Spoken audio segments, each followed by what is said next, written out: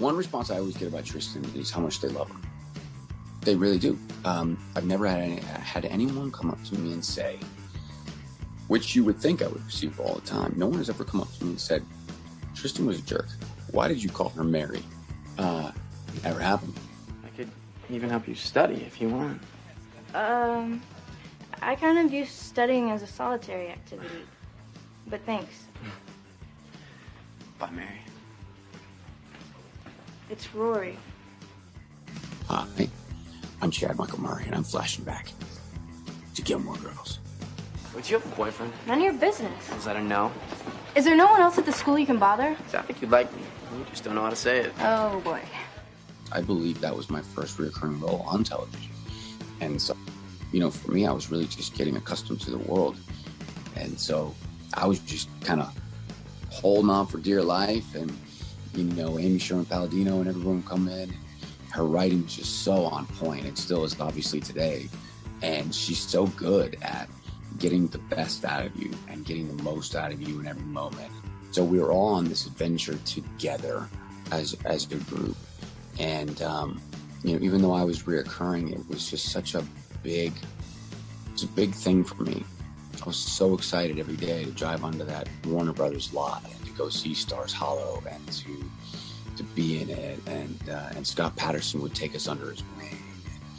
I always envisioned Tristan, his archetype, as the kind of guy that you shouldn't be around, but you kind of want to be. My favorite things about Tristan were just typically my scenes with Dean, coming up with just ridiculous names that we would call each other. You're kidding, right? Why, are you going somewhere? Get out of my way, Tristan. Well, aren't you clever? Hey, what's going on?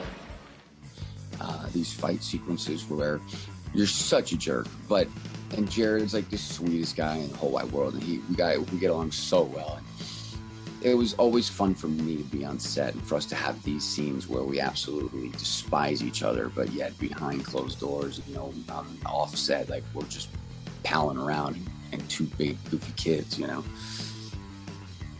I love working with Alexis.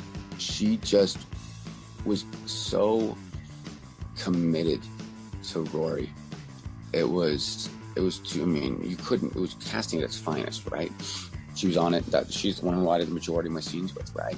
So we would talk things out. Always want to make sure that everybody's comfortable in every scene. And newbie coming in, I'd be the guy asking questions because, maybe I'd be gone for 2 or 3 episodes and I'd come back and be like, what I miss? So I'd have to get caught up on life at Stars Hollow.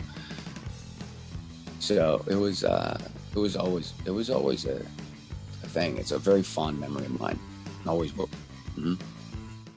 What are you doing? Talking about the test. Why? Because you said you didn't want to talk about Summer.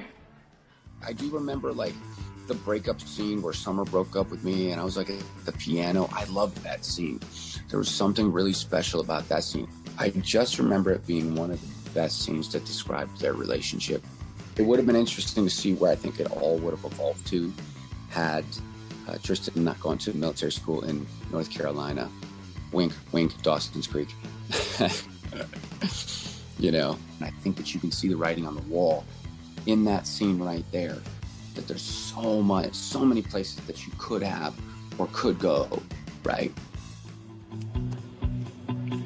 Stars shooting across the sky to come to such a place. But in the end, it was always Dean and Rory. Come on. I think people love Gilmore Girls so much because it's relatable. There's so many characters that we can all identify with, right? And at the center of the entire show is heart. There's heart.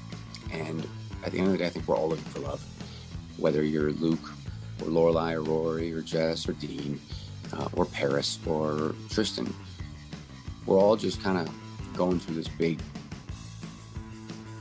life and trying to find our way. And that's what storytelling is, right? And in the show, we can all sit back and identify with someone and connect with somebody going on one of these journeys and one of these adventures in one of their seasons where you go, gosh, they're a lot like me.